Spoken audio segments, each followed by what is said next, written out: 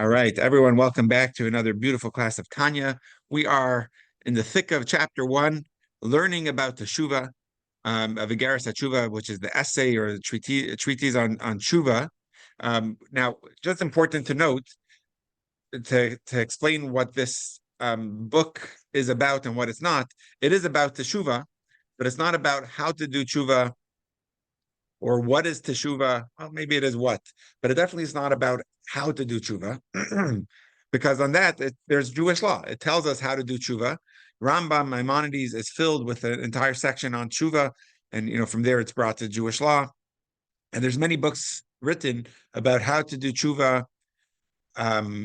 This book is the Alter Rebbe more telling us what happens when we do teshuva. So it does explain what is tshuva and what it's not. Tshuva is about returning to your soul or returning your soul to God. And it's not about fasting. So we are going to be learning later on in different chapters what fasting, what element is fasting in the process of atonement. But definitely in chapter one, we're talking about what is teshuva, and we're going to see the most beautiful line, which is it's simply letting go and going forward and not allowing the sin to take us over. So it's about moving forward, about letting go of the sin, and that's really going to be what tshuva is. Um, but in the process, the Alter Rebbe over here he starts the book with a brisa. A brisa is a section of the Talmud. For those that have either studied Talmud before or have been interested in studying Talmud, the Talmud is a combination of Mishnah, which is the basic of the Talmud. It's the compilation of many of the teachings of the time of the Tanaic era, like around the second century CE, second to fourth century, and what wasn't included in the Mishnah is included in what's known as the Brisa. Together, the Mishnah, the Brisa, and the Gemara, that makes up the Talmud. So there's a Brisa in Tractate Yuma, which talks about Yom Kippur. Yuma is the Aramaic word for Yom, and Yom is talking about the day. Which day? Talking about Yom Kippur, the Day of Atonement. So in the tractate where it talks about atonement and talks about Yom Kippur, it talks about three different um, um, mitzvahs that either have been fulfilled or have not been fulfilled that a person needs to do teshuva for. One is a positive mitzvah, which means he should have done something and he didn't. And for that, you could learn from the punishment, which is not severe. It's basically an I'm sorry. It's telling God, I messed up and I feel bad and I want to move on, and God forgives you immediately. But then you have a negative mitzvah, which is something that you were not supposed to do that you did. And for doing that, saying I'm sorry, letting go, doing teshuva on the spot is not enough. The Brisa says it's suspended, which means it's holding until Yom Kippur comes, and then it wipes away the sin. So those are the two that we've studied until now. We still have to go through the third type. But within those two, there was a parenthesis where the Alter Rebbe got into a little more of a process of discussing and describing which one is actually more intense. Because on one hand, doing something you're actively doing something, and that's worse. But on the other hand, we see that whenever a positive and a negative mitzvah coincide, the positive overrides the negative.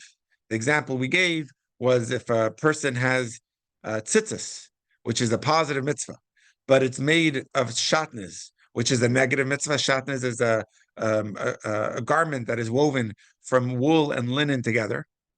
That's forbidden in the Torah. Now, if it's tzitzis, which is a positive mitzvah, and that's your only option, what should you do? Should you wear the talis, the tzitzis that has shatnez, and fulfill the positive mitzvah, but violate the negative? And the answer is you should fulfill the positive and violate the negative because the positive overrides.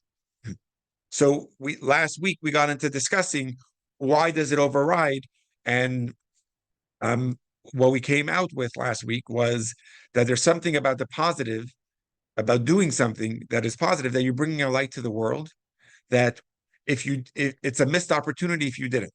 So even though you could get forgiven for not doing it, but there still is a lack, a void of a light that had a potential of you bringing to the world that now is just, it can't happen again.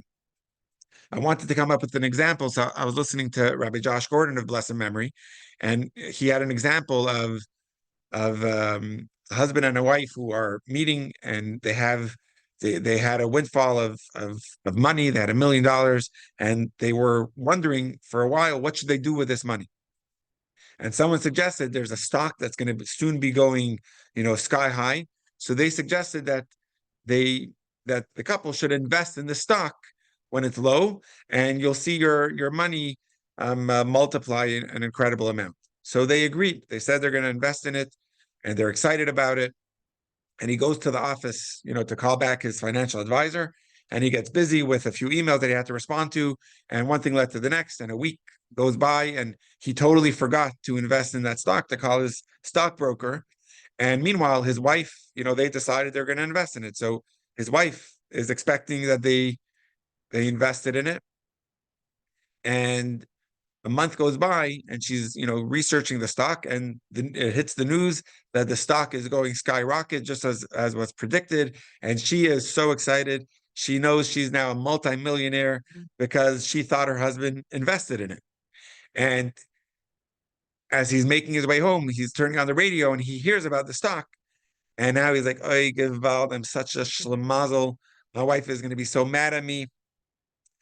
So he stops by the store. He doesn't just get a bouquet of flowers. He gets like a car full of flowers to because he feels so bad.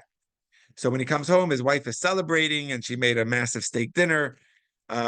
And he has to break the news to her that he never even invested in the stock. He forgot to. And she is so mad at him. "You've always been this way. You never do what you say you're going to do." And, their marriage is breaking apart. And then he brings home all the flowers, and he sincerely says, "I'm sorry." And she forgives him. So she forgave him, and they could move on. But the fact is, those $10 million that they could have made was not made. That was lost. So you could use that as an example for the positive mitzvah that was not fulfilled, even though you could say teshuva and you could get forgiven for it. The fact is, those $10 million was not brought into the world. That light that happens through the mitzvah that you could have fulfilled is not brought into the world. So that's the positive mitzvah, which on one hand, that's why it overrides, because of the great potential of light that is brought to the world. That's why it overrides the negative. But on the other hand, it's not as you're not doing anything active by not fulfilling it, and therefore only the negative mitzvah of doing something that you're not supposed to be doing, it has a punishment or a teshuva process that is more rigorous, which means teshuva itself is not enough. You have to Yom Kippur, the Day of Atonement has to come in order for the person's sin to be wiped away. Just last week, we did not read any of the sections at the bottom, the practical lessons. So I just thought I'll start this week with reading some of the ones we missed. So we're going to be on page 6. We're going to go back a little bit. And Vivian, thank you for lending me your book for us to do it. So page 6, on the bottom, it's from a letter of the Rebbe. And he says like this: "There can be no question that teshuva is effective in every case, and whatever the transgression. For teshuva is one of God's commandments, and God does not require of us the impossible." So I would imagine the person writing a letter was telling the Rebbe that for what I committed, teshuva can't help. It was probably some severe, heavy-duty thing. And the Rebbe says, if God made teshuva as one of the 613 mitzvahs, it's for everyone to fulfill. There can't be a chance of God putting a mitzvah in the Torah that is out of your reach. And therefore, it has to be something that's even available for you as well. Okay, on page 7 now, the practical lesson at the bottom, the comment over here is as follows: Teshuva represents your request and effort to ask God to forgive you for a sin. Atonement is God's response as he forgives you and cleanses you from any remnant of your sin. So really, your part of the process is teshuva. which is your effort asking God for forgiveness.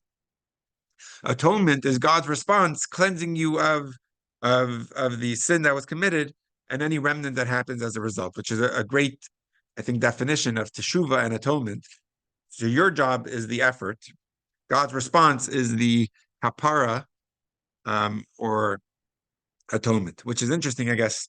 That's why the Day of Atonement is not called the Day of Teshuva. It's not called Yom Teshuva. It's called Yom Kippur, because it's Yom Kippur. When we put in the effort throughout the year, and especially on Yom Kippur, God responds with the atonement that happens on Yom Kippur. And if you think of the historical context of what Yom Kippur really stood for, was when we sinned with the sin of the golden calf. We did teshuva during that time. It says Moshe had to go up on the mountain for 40 days and secure our teshuva, and we all did teshuva down here. And as a result, Moshe came down the mountain on Yom Kippur, on the 40th day from the first of Elul. 40 days later, Moshe came down the mountain on the 10th of Tishrei, announcing that God today has forgiven the Jewish people. So Yom Kippur was a day of God's response to the Jewish people that they have been forgiven. So hopefully that makes sense as well. Page 9 now. Another practical lesson, with positive commands, the cause and effect relationship between the physical world and its spiritual mirror is fully engaged. That is why a positive command overrides a prohibition. The opportunity to bring infinite light into the upper worlds is crucial for the universe and must not be missed. So I just want to explain this. Last week we were focusing a lot on this topic, so I just want to make sure it's clear. When we fulfill a positive mitzvah, whether it's lighting Shabbat candles, or for a Jewish man putting on tefillin, or really any positive mitzvah that is within our realm, Ahavat Yisrael, giving chicken soup for a person who is ill, all that is a positive mitzvah that we are fulfilling, or giving tzedakah, for example. And when we do that, immediately through our cause, meaning through our effort of doing the mitzvah, there is an effect taking place, which is the light that is mirroring the effort we put in. There's an infinite light that goes into the upper worlds through our fulfillment of that mitzvah. It's just interesting to note, a lot of the chapters are going to be talking about the tshuva process as how to fix, or how to correct and repair the damage that was caused through our sin. So when we do a sin, there's a stain that we brought into our soul, and a stain that was a negative energy that is brought down into the world. Our teshuva is more about fixing and elevating that infinite light back to where it belongs in its upper worlds, and making sure that it's all repaired. So a lot of teshuva, there's going to be a lower level of teshuva, a higher level of teshuva, but both are going to be about bringing that light back to where it belongs, from its downfall that happened through our sin. So a sin causes a negative stain onto that light. It dims the light, or it brings the light to a place in the world that is inappropriate or incorrect. And through our teshuva, we elevate that light back to where it belongs. And that's going to be a process that we're going to be learning about. On page 10, we learned another practical, a short one, is a mitzvah is an act of intimacy with God, resembling the intimacy of husband and wife. So when we do a mitzvah, which is fascinating to know, we make a blessing. When we hear the shofar on Rosh Hashanah, we make a blessing. When we eat the matzah on Pesach, we make a blessing. When we read the Megillah on Purim, we make a blessing. So for positive mitzvahs, there's a blessing that is said, and the blessing is Asher Kedeshanu b'mitzvotav etzivanu, that he sanctified us with his mitzvot and he commanded us. So over here, the Alter Rebbe, which he's done several times in our Tanya study, the Alter Rebbe is actually saying Kedeshanu, which means sanctified, also means married us. When a husband marries a wife and they get married under the chuppah, the word he says in his announcement is Hareat mikudeshet. You're sanctified to me, but it actually means you're married to me. We're connecting with each other. So when a Jew does a mitzvah, it's making that incredible connection, and therefore the blessing we say is almost like a blessing of a marriage, through our fulfillment of that mitzvah. When we refrain from doing a negative mitzvah, we don't make a blessing. So when you don't eat chametz on Pesach, you don't make a blessing for not eating chametz. So the act of connection happens through the positive mitzvah, and that's why we make a blessing more than in the refrain from doing a negative. So when a person holds himself back from stealing or from anger, he doesn't make a blessing on that incredible moment. Yet when a person does a positive mitzvah, he makes a blessing. So there's a certain level that of power, of connection between us and God that takes place by fulfilling the positive mitzvah, and that's why we make a blessing. And when you don't fulfill it, there's a light that is lacking, that doesn't have the potential to ever come back into the world.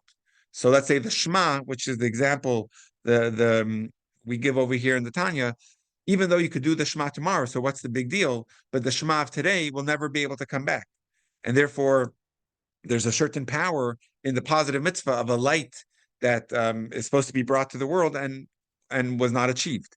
And for that, you can't ever bring it back. And that's why there's such a power in the positive mitzvahs. And I think that's all we got to.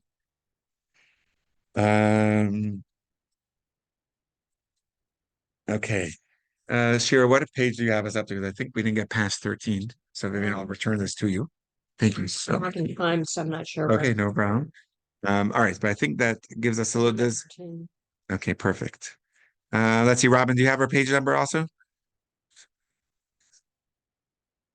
Let's also share this. I do, and I just have the Kindle. Okay, oh, that's right. Thanks. I still have a question. Yeah, sure. So in terms of not doing a negative mitzvah, you make a choice not to do it. So isn't making a choice, isn't that an action? So that's interesting. So Shira's question is it an action by choosing, let's say, not to speak Lashon Hara? Yeah, right? good question. Lashon Hara is, so it's a great question. And I think, I don't know if it talks about it did, right? It talked about it. There is definitely something happening through your choice, but it's not an action where do you remember that paragraph? No, I don't, up in the Kindle. but I was actually thinking some more about it. So doing the action is actually more powerful. For instance, having a good thought about something, you have a good thought. And that's not an action, but doing something is an action. So I was kind of equating choosing in your mind not to do a negative. Right. Yeah, Exactly. not action. Which has that choice and to some degree is some form of action. I do remember if anyone remembers where we discussed that. Because Robin when actually we look at thought, speech, and action, there it is. Exactly. Difference. Right. Yeah. Even because yeah, go ahead. Well, I remember, and this is kind of follows on what Robin was saying earlier when we were discussing Tanya, and I asked, or we were discussing the whole idea of if I say something, like I say something nice to somebody, and you said, well, wait a second, we are people of action. And while that's a good thing to do, tzedakah and bringing chicken soup to somebody who's not feeling well and those kinds of things, that's really, God wants us to use our physical body.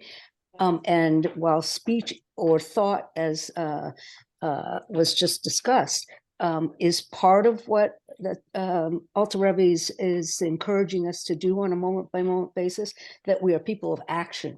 So the not doing something it's more in the mind than it is action, as you discussed it with us when we were in part one. Mm-hmm. And even though you're very well said, Nancy. Thank you. Yeah. Okay, cool. But hopefully more will become clear as we, progress in our chapter over here. If you wanted, can I ask a question? Go ahead, Steve. Of course, yeah. If you really want to do something and you stop yourself from doing it, isn't that an action? And on the contrary, if you do something without much thought, positive mitzvah, just because you're used to doing it, out of rote, yeah, it's out of rote. Isn't it a more action to say, I'm not going to eat that ham sandwich because I really love ham, than it is just to say, I'm going to drop a nickel in a tzedakah box? Right. Interesting. Yeah, that's exactly what Shira was saying. Um, Well, but Steve, can I respond to that? sure. So Steve, the I'm not going to eat a ham sandwich idea that you just raised. Yes, you are saying something, even if you're saying something to yourself, or as Shira said, you're thinking that. That's the thought, and that's the speech part of what the Alter Rebbe is teaching us in Tanya. But it's not really the action, the way that saying the Shema twice a day, although that's actually speech, but it's a mitzvah as set forth in the Torah, or lighting candle. Maybe a better example would be lighting candles on Friday night, or for men to put on tzitzi. Those are positive actions. That's not to take away from the idea that Shira and Steve were saying about I'm not going to eat a ham sandwich, but it's not as bringing light to the world as lighting Shabbat candles or putting on tzitzi and tefillin. Right. That's my humble opinion about it. Yeah. I think we'll see further. Oh, go ahead, Steve. Yeah. No, it may, in terms of a light generation, you may be right, but physiologically, if you stop your mouth from moving, that's an action. And sometimes that's like Lashon Hora is a very hard thing to stop. In other words, if you're galloping emotionally like a horse and you try to stop that motion, that takes a lot of effort. Mhm. To restrain your unconscious from going forward is an action, I believe. I believe that also. It's a great example. And somehow we're gonna have to get to the bottom of it. I don't have a full answer. I like Nancy's answer, but you're right. I think there's gonna be more that we're gonna have to find. And I love that we're getting into the nuances of it. All this is actually not even the Alter Rebbe's words yet. It's basically a Talmud.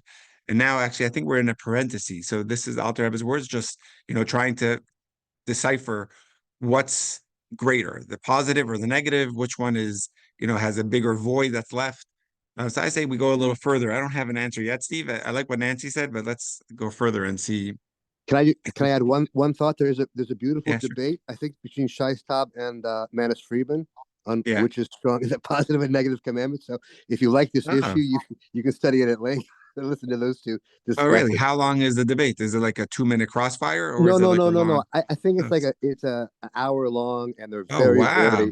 very, very sweet to each other. It's like you're Yeah. right and you're right, but they Wow. discuss this issue is the power. Oh, that's beautiful. I wonder if Yeah. if they quote from this Tanya. Okay, that's awesome. So, Okay, yeah, cool. they do. They're beautiful debates to listen to because they're the most gentle and Right. loving. Yes. Did Hillel and Shammai actually? Exactly. Exactly. Similar, right? Okay, cool. So over here, we're going to talk about the harsher degree of the positive over the negative, which is where we left off, I think just somewhere on this page. So we're going to take it up from here. As our sages taught, commenting on the verse, this is from Ecclesiastes, that says, a crookedness that cannot be fixed. This, which is a quote from Kohelet, but the Talmud says, what is that referring to? This refers to the failure to recite the Shema in the evening or morning. The Shema is a series of scriptural passages, opening with the declaration of faith in one God, right? The verse of Shema Hashem Echad. We are required to recite the Shema twice daily, in the evening and in the morning. When you go to sleep, when you get up. Since the requirement is time-bound, if it is missed, that one particular window of opportunity to recite the Shema will never arise again. Therefore, it is a crookedness that cannot be fixed. So can God forgive the omission? God can forgive the omission, but you can never fully compensate for the omission, since you cannot go back in time and correct it. For even if you repent fully, meaning that you are now forever careful to read the Shema each evening and morning, your repentance will not help to fix the void of divine light, which is now lacking, since you failed to observe the mitzvah on that one occasion. Each unit of time and space was created by God to be sanctified with divine consciousness and Torah observance. Since time is irreversible, a failure to sanctify a particular moment cannot be rectified even through repentance. So we have discussed at some length the metaphysical power of a positive command. We will now turn to the deeper significance of violating a prohibition. When a person violates a prohibition, in addition to the rebellion against God, there are negative spiritual repercussions too, as negative forces become attached to his soul. a sin has two different effects. Number one, it compromises your relationship with God, and two, it spiritually damages the universe, especially your soul. So failing to observe a positive command compromises your relationship less, as it is just a crime of omission, but it harms the universe more by starving it of light. Violating a prohibition compromises your relationship more, since it is an active crime, but the damage it causes can be repaired through atonement. So this is so beautiful, as a sin has two parts, two effects: your relationship with God that is now compromised, and the damage to the universe. By neglecting to fulfill a positive command, it's more damaging to the universe, whereas by violating a prohibition, it's compromising the relationship more. Nevertheless, the Tanya informs us that even in the case of violating a prohibition, there is significant damage. The failure to observe a positive command may harm the upper worlds by depriving them of the light they need to flow properly, but violating a prohibition, on the other hand, works in the opposite direction by attracting negative forces. The Tanya stresses that these negative forces become attached to the soul of the sinner. This marks a contrast with the failure to observe a positive command, which starves the upper world of light. The soul of the sinner, on the other hand, is found down here in the sinner's body within the lower world, and that is where the negative forces are initially drawn through transgression. According to the Kabbalah, negative forces are not to be found in the highest of the spiritual worlds. That seems at first glance to be the reason why the Tanya stresses that the negative forces are drawn to the sinner's soul, because they cannot reach the highest world. Are we to conclude then that failing with a positive command damages the upper worlds, whereas a transgression does not? Because in short, what we're saying is that a transgression doesn't affect the higher worlds, the highest of spiritual worlds. So are we to say that by committing a sin, it doesn't have an effect damaging the upper worlds? The Tanya clarifies now that this is not the case. And when the negative forces become attached to the sinner's soul below in this world, this causes damage to his soul's source above. So again, he's doing a negative act here. It causes a damage up above, and it thereby damages the source from which the soul was carved. The spiritual realm is characterized by interconnectedness. When an embodied soul is damaged down here, the spiritual root of that soul in the upper worlds is also damaged. And when a spiritual root is damaged, the entire location from which the soul was carved suffers damage. The Kabbalah teaches that only a small portion of your soul enters the body. Most of the soul remains bound to its source and communicates with a portion that has been embodied. This provides a pathway for damage in the lower world to reach the higher world. So just to explain, I just find this to be such a powerful idea. We each have a neshama, which is a soul. The soul that we have has most of its layers that does not come into the body, but remains what we know in the Hebrew as a mazel, which is the source of our soul, the way it is above. So when we say mazel tov, it's talking about the power of our soul on this day to be strong and healthy. When we have good fortune, it's because of the place where our soul was carved. The source of our soul is in a strong, healthy place. What we're saying over here is that when a person does a sin, it's damaging to the soul, and by virtue of being damaging to the soul here, it also causes to the interconnectedness, the soul the way it is above. It's a damage to the soul the way it is above. So that entire area where the soul was carved has a void or has a damage over there, and therefore it is damaging to the upper worlds as well. So if a person were to think that when I neglect to fulfill a positive mitzvah, there's a void, but if I commit and violate the negative mitzvah, the damage is only down here, not above. So over here in this part of the Tanya, the Alter Rebbe is saying it's not so, that even above there is an effect of the negative action that the person has committed. In a parenthetical, I don't know, is it sharing? I think it is. In a parenthetical note, the Tanya now informs us of the precise spiritual location of the soul source, which is damaged by a transgression. So we're getting a little bit Kabbalistic over here.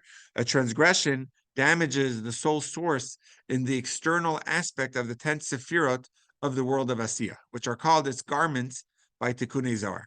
A transgression only damages the lowest part of the soul, the level of nefesh, which is the most exposed to the negative forces. The source of this lowest part is the 10 Sephirot energies of the lowest spiritual world, Asiya. In fact, within the Sephirot themselves, only the most external part, the garments, are damaged. Nevertheless, the matrix of Sephirot is deeply enmeshed and interconnected. Even damage to the external aspect of the lowest world affects the entire system. So just to explain this in other words, we have 4 worlds, the highest being Atzilus. The lowest, which is what we're focusing on now, is Asiya. In each world, there's 10 Sephirah, 10 soul energies, 10 divine powers, and the lowest being Malchus. I don't know if you mentioned the name of it, but the point is that our soul also has layers, and it's the lowest layer of the soul, which is Nefesh, that is affected in the lowest world, which is Asiya, and the lowest divine power of that, which is Malchus. So the point is that the sin affects a higher world, but only the lowest of the lowest level. But since everything is connected by the sin affecting that level, it's really having an effect higher up as well. As the Tikkunei Zohar, which is the Zohar states, you made garments from which souls fly forth for humans. So again, it doesn't say you made souls, it says you made garments that the souls go into the humans. The text of Tikkunei Zohar demonstrates that the source of human souls is the garments from which the souls fly forth. Therefore, even after a person has repented from violating a prohibition, his soul is not atoned, nor the damage he has caused above fixed until the day of atonement. So again, over here, a person violated a prohibition. It's not enough just to do Teshuva. He needs Yom Kippur because there is an effect, a damage that is caused above that needs to be fixed. And Yom Kippur, which is atonement, allows that correction. Atonement is a process of repairing spiritual damage. If you fail to observe a positive command, it leaves a huge spiritual void, but relatively little damage. Therefore, atonement occurs immediately with Teshuva. So again, this is if a person neglected to fulfill a positive command, there's a void, but not so much damage. So therefore, through Teshuva, you're right away forgiven. Atonement happens right away. But on the other hand, I'm turning the page over here, violating a prohibition brings about a more profound damage to your soul and to the spiritual worlds. And therefore, repentance alone is not sufficient to repair it. And only Yom Kippur brings full atonement, as we learned in Tractate Yuma, cited in the opening of our chapter. The Tanya quotes a scriptural support for the power of the Day of Atonement. How do we know how great Yom Kippur is? As the verse states, and the verse is actually going to be important for a specific word we're going to mention here. So he says like this. This is in Leviticus, which we read this section on Yom Kippur. It says like this about the Kohen Gadol going into the Holy of Holies. And then it says like this: he shall atone over the sacred zone for the impurities of the Israelites and for their sins. Before God you shall be cleansed. So again, God in Hebrew we refer to as Havaya, which is the 4-letter tetragrammaton or holy, ineffable name of God. And over here it says, in front of God you shall be cleansed, or before God you shall be cleansed. And just that word, before God, is what he's going to be focusing on. The emphasis here is before Havaya. Before Havaya. In Hebrew, the term is lifnei, which means before or in front of. Literally, just talking about on Yom Kippur, it was in front of God, meaning this took place in front of the Holy of Holies. It took place in the temple in front of the Holy of Holies is where he secured the atonement. But in Chassidus, the way the Alter Rebbe understands it, before God, in front of God, means you have to reach, Teshuva reaches a higher place than the name of God. That's what he's going to say. Before God means higher than the level of Havaya, which is an incredibly, we're going to, I think, learn that now, but it's going to be a deep level. Let's learn in the commentary over here. As we shall learn later on, the tetragrammaton, which is Havaya, which is the name of God, is symbolic of the energetic structure of the divine realm, the web of Sephirot. Since transgressions damage this structure, an even higher energy is required to repair it. That is the inner reason why the verse describes the Day of Atonement as being before Havaya. The day provides an energy which transcends, or in parentheses, is before the Tetragrammaton, and is therefore able to repair any damage caused to its structure through transgression. Sins damage Havaya, so to speak, so the healing energy must be before Havaya. So let me just pause there for a second. This is an absolutely incredible teaching. And really, we could pause, we could stop here and have so much to learn. If sin causes damage, Teshuva has to be able to repair from a higher place. In the verse of the Torah that on Yom Kippur, it was the atonement that the Kohen Gadol was working to secure for the Jewish people happened in front of God. But the wording used is Havaya, which is the deep name of God. The name Havaya is made up of 4 Hebrew letters: a Yud, a Hey, a Vav, and a Hey. Those 4 letters is what's known as the creation of worlds, comes from the name of God. And the Sefirot, which are the 10 divine powers, are coming from the name of Havaya. So, for example, Yud, which is the first name of God, the first letter of the name Havaya, the Yud is representing Chachma, which is the highest of the 10 Sefirot, the wisdom of God. And it's brought out in a Yud because the Yud is the smallest letter of the alphabet, of the Hebrew alphabet. And the way it used to be written is literally just a dot. So the Yud, which is just a dot, is symbolic of the Chachma, the wisdom of God, because wisdom is just an idea that doesn't yet have any expansion. So it's brought out through a dot. The next letter of God, which is the Hey, is the idea of expansion and analysis and growing and developing. That's going to be the next of the 10 divine powers, which is Bina, which we understand it to mean as cognition and understanding ideas better. But in the 10 Sefirot, that's the level of Bina. And then you have the Vav, which are the development of feelings, the way we have it, and that's mirroring the way it is by God, the attribute of God of kindness, the attribute of God of exactment or justice. And most of the attributes are coming from the Vav, which is the drawing forth from the place of the mind to the feeling in the heart. And then you have the last Hey, which is the level of Malchut, which is relating to another, which is communicating and connecting with others, meaning relating what's in your heart and what's in your mind to be able to share it with someone else. That's going to be the idea of kingship, which is having people, having subjects. So the point over here is that when there's a sin, it's affecting the name of God. The Yud, the Hey, the Vav, and the Hey, one of those letters of God's holy name are being damaged through a sin that a person has committed or violated. So therefore, a person's sin is damaging not only to his soul, but to the whole world, to the Sefirot of God. There's a spiritual element of damage that's being caused. And therefore, the Teshuva process has to be repairing the spiritual structure of worlds, the spiritual divine Sefirot that have been damaged. So therefore, the term on Yom Kippur is that the Teshuva, the atonement, is taking place in front of God, or in Hebrew, it's before Havaya, or higher than Havaya. The Teshuva has to be from a place that's higher than the structure of the divine Sefirot. Lifnei Havaya?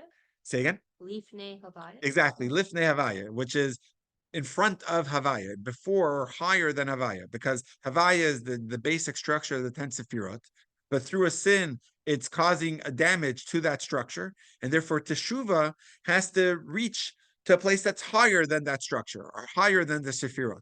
So you could already just now understand a little bit, a little taste of what Teshuva that we're going to be learning about has to reach to a place that's even higher than the Sefirot, even higher than Havaya, God's Tetragrammaton, God's holy name.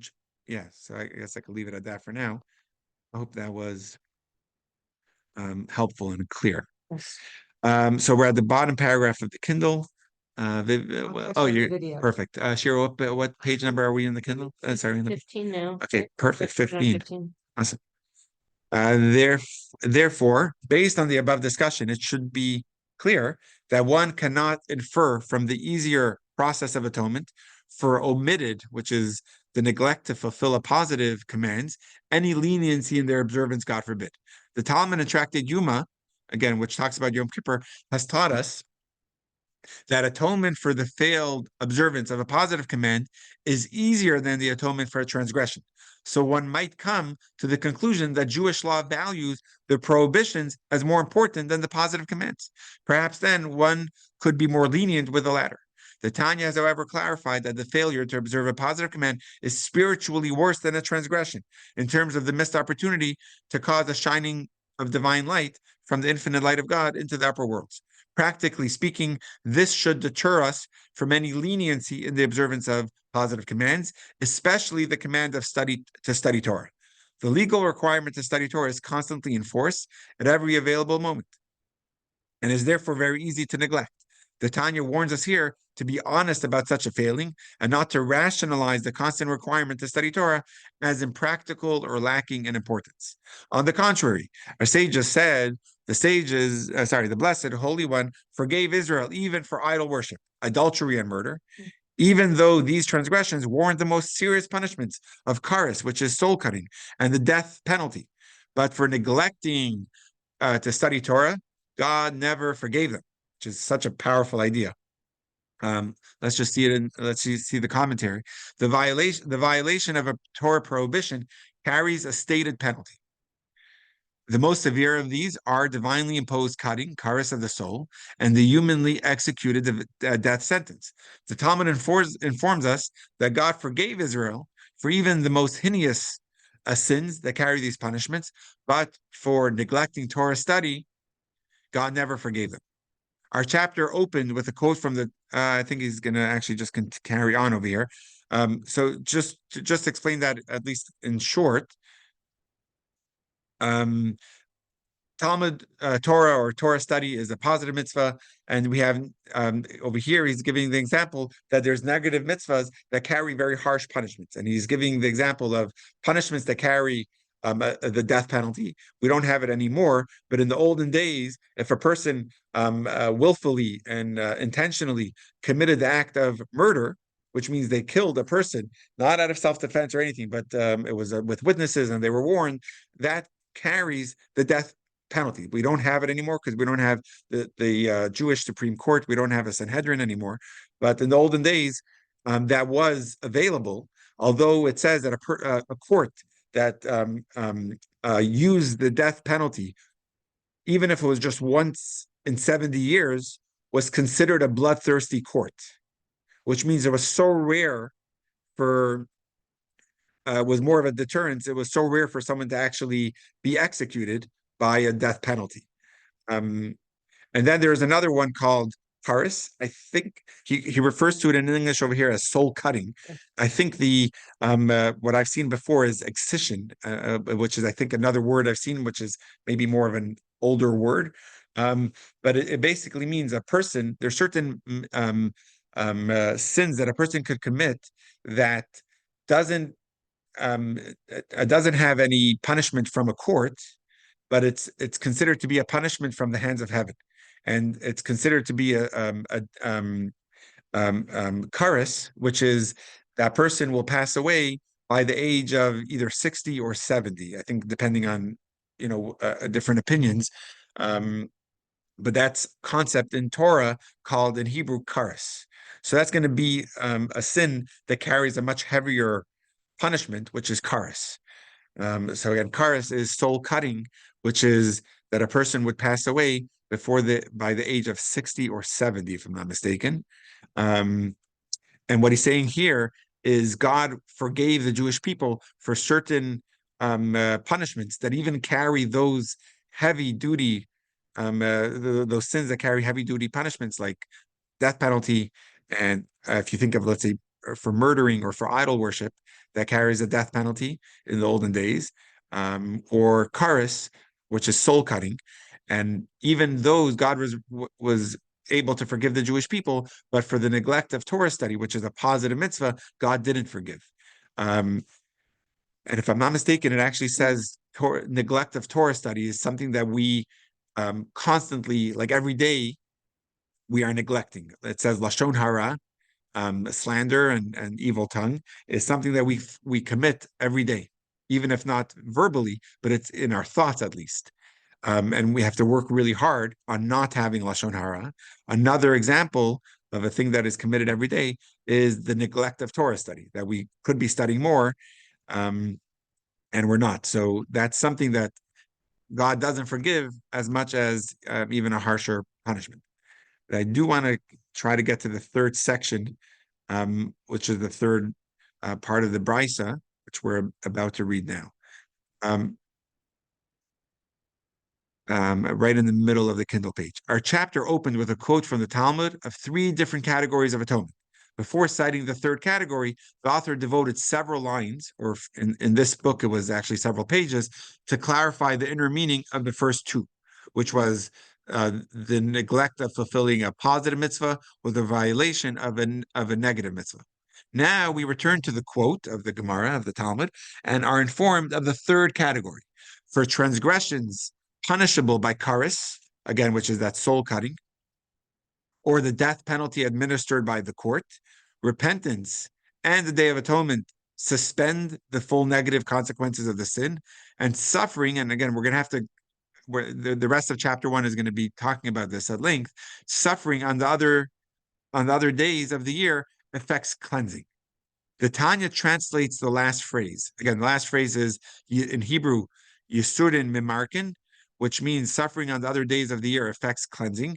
Affects cleansing, in Hebrew, Mimarkin, means that it completes atonement. Mimarkin is an expression of soul cleansing, implied by the Hebrew word mirika, which means scrubbing. For the level of atonement, kapara, which precedes mirika, implies a more superficial type of cleansing, where the dirt of a sin is cleaned off. Sins which carry the punishment of karis, or the death penalty, inflict more spiritual damage than other transgressions. In such a case, even the power of Yom Kippur may not be sufficient to complete atonement, and the process could require the sinner to experience suffering. The Tanya concludes this quote from Tractate Yuma with a verse that the Talmud cites to illustrate the third category of atonement. As the verse states, I will require their crime with a I will requite their crime with the rod, and with plagues their wrongdoing. Here we see that God will sometimes cause a sinner to suffer in order to achieve atonement, and that's what the Rashi comments on that Talmud. This concludes our citation from Tractate Yuma. So just to explain this last part, I want to try to also get to section 2, but there's a third. So far we have what we learned in the Tanya so far in the Igeres Teshuva is 3 different types of sins that have 3 different types of processes of teshuva, of returning. One is a sin of positive mitzvahs, which means neglecting to fulfill positive mitzvah. And we went back and forth that the tshuva is immediate, which means if a person is remorseful and does teshuva on not fulfilling that mitzvah, immediately they are forgiven. Although, as the Tanya said in the parentheses at length, there's a potential of light that was never brought down to the world, and that's something that can never truly be repaired, and therefore it overrides a negative mitzvah. And as we explained with a little more, there's a second section of a second category, which is violating a negative mitzvah.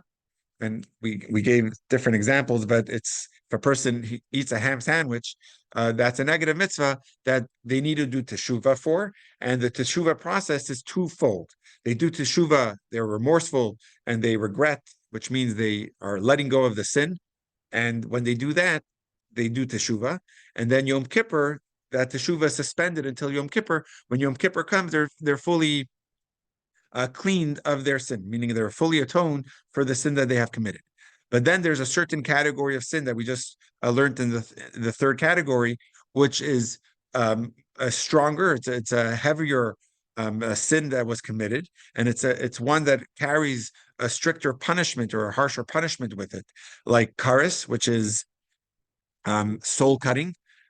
I don't even think he translated here, or death penalty, which again, and nowadays we don't have a death penalty, but if a person committed a sin that carries a death penalty to it, let's say if they, served an idol, which again nowadays is not such a, we don't have it so deeply as it was as before. But if a person commits that type of sin, it's a 3-part process. They do teshuva immediately, but that's suspended, and then Yom Kippur comes and helps with the teshuva process. But even that is not enough. They need another step of the process, which we're going to get into it with a little more length, which is, he says, suffering affects cleansing. So in Hebrew, he uses the term of mirika, which is part of the atonement. There's kapara, which is atonement, and then there's mirika, which is another state to it. But just to give you an example of what this is talking about, if a mother sees their kid jumping up and down, up from the couch and down from the couch and running between chairs, the mother says, "Stop it, or else you're going to get hurt, and I'm going to have to take you to the hospital." So if he finally, God forbid, hurts himself, and the mother says, "Let's go, we have to go to the hospital, we have to get stitches," he can't say at that point, "It's fine, don't worry, I won't do it again, I'm so sorry," because going to the hospital it's not a punishment. It's a consequence to actually help that child get better. And then when they go to the hospital, the child can't negotiate with the doctor and says, I'll never do it again. Please don't, please don't cleanse it. Please don't clean the wound. The cleaning of the wound is part of the process of healing. So even though it seems hurtful, and it could be, it's actually for the benefit of that child. So in Kabbalah and in Hasidus, even the concept of punishment is not a punishment as we would imagine, or the concept of hell is not a concept the way we would understand it through Hollywood with a devil and pitchfork and punishment for the sake of punishment, because Torah is a Torah of kindness, as a Torah chesed, it's called. So even punishments is really just for the sake of allowing cleansing for that person to get back in good repair, for that person to be healed. So it's like almost rubbing alcohol on a wound. It's to make sure it doesn't get infected, to make sure it doesn't spread, and to make sure that the wound could be healed, and for the person to feel better. Or another example is when a person, God forbid, is diagnosed with an illness, even when they're taking care of the illness, they also have to strengthen other parts of their body so that it has the strength, that you're zoning in on the illness, and at the same time you're strengthening other parts of the body, giving the right vitamins or exercise, diet, taking care of the other parts of the body. So to also, when a person commits a sin, they need to do teshuva. Part of that teshuva is getting rid of the illness, which is zoning in on it and cleansing that out, which he says is the kapara, or the atonement, and the mirika, the washing away of the sin. And at the same time, you're also strengthening the positive, which is the teshuva that we're doing. So it's a heavy idea, and I don't want to end on just this note, where there's a third category of sin after we learn about the neglect of fulfilling a positive and the violation of a negative. There's a stronger negative violation, which carries a harsher punishment, that even Yom Kippur is not enough to fully wipe it clean. It requires, in the term we're saying now, it requires suffering, or to quote a verse, I will requite, I think I got that word right, their crime with the rod. So again, that's a harsher study of cleansing, and in order for the healing process to take place. Any questions on that? Just want to try to go a little further still. Okay, so if we don't have questions, I'm going to I want to squeeze in a little bit about section 2, which is the mitzvah of teshuva. The previous section focused on atonement, the divine forgiveness and cleansing of the soul, which is the goal and outcome of teshuva. Now we turn to the issue of teshuva itself, which is the process of repentance. And this is, I would love to just get through this paragraph. Let us first define the mitzvah commandment of Teshuva from the Torah. The Tanya classifies Teshuva as a mitzvah from the Torah. Here, I'm going to skip this for now. Hold on one second. It seems like quite a lengthy part. I just want to get to the text. Sorry, guys. I just want to skip to the Hebrew over here, just to actually get what the text of what is Teshuva. We're going to review this again next week, God willing, but just to make this clear, I don't know what page we're up to now in the book, but I'm just going to skip a little bit. The mitzvah of Teshuva from the Torah is just the decision to stop sinning. I just wanted to make sure I get to that part. This is the next Hebrew text, which is the mitzvah of Teshuva is the decision to stop sinning. So till now, what we were studying really from the text of the Brisa, from the Gemara, was the after effects of the sin, which is in order to be in good standing, and the Yom Kippur process, the atonement process. But the mitzvah of Teshuva itself is not fasting, is not punishment, is not cleansing through the rod, as he quoted from a verse. The mitzvah of Teshuva from the Torah is actually azivat hachet, which is the decision to stop sinning. And I wanted to make sure I just quoted that before we end the class. If possible, Shira, can I borrow your book? Thank you. Just to get a little bit of a quote over here. I'm just going to read a few more of the practical lessons. This is going to be on 20. Wait a minute, are there any? Oh, perfect. Page 19. I think I read the rest of them, right?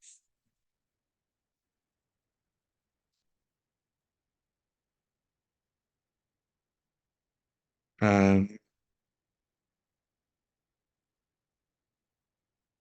just want to read this last one on page 19. Teshuva is a necessary rupture from the past, a retreat from one's former lifestyle, but it must be followed by a re-entry into normative observance.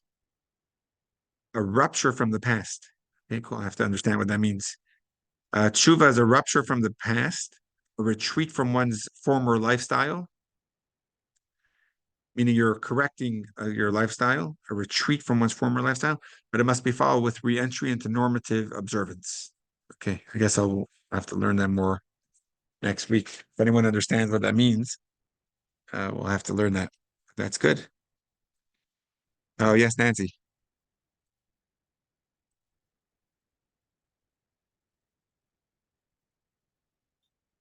You're still muted, Nancy. Mm, Yeah. Oh, yeah, what there I you was go. what I was going to say about this practical lesson, which is so Yeah. profound, that um, maybe some of us from our teens or our 20s may have done things, may have acted a certain way with our undefined, fully formed brain that we Yeah. don't do anymore. And now we do more and more of observing Torah, that we're retreating from whatever that was in the past that is our former lifestyle. And now we are doing more and more of our observing of Torah, is how I understand that practical lesson. I looked for comments of other classmates and you, Rabbi, on that, on my thought about what that practical lesson is teaching us, possibly. Yeah, I think so. I'm definitely gonna next week, God willing, we'll read more of the comments from the author, Chaim Miller, who explains the concept of Teshuva. Maybe it'll become clearer, but I like the way you explained it now, and hopefully next week we'll get a little more insight. Okay, cool. Thank you, everyone. Have a great week. I'm sorry we're a little over time. And we'll see you next week. We have a lot to unpack on Teshuva. Thank All you, right. Rabbi. You're welcome. Thank Bye, you. Robin. Bye, Thank Ava. you. Bye, Nancy. Bye, Steve. Bye, Adrian. And bye, Shira. Happy Awesome. Bye-bye. Thank you. Jewish fit. Bye, everyone.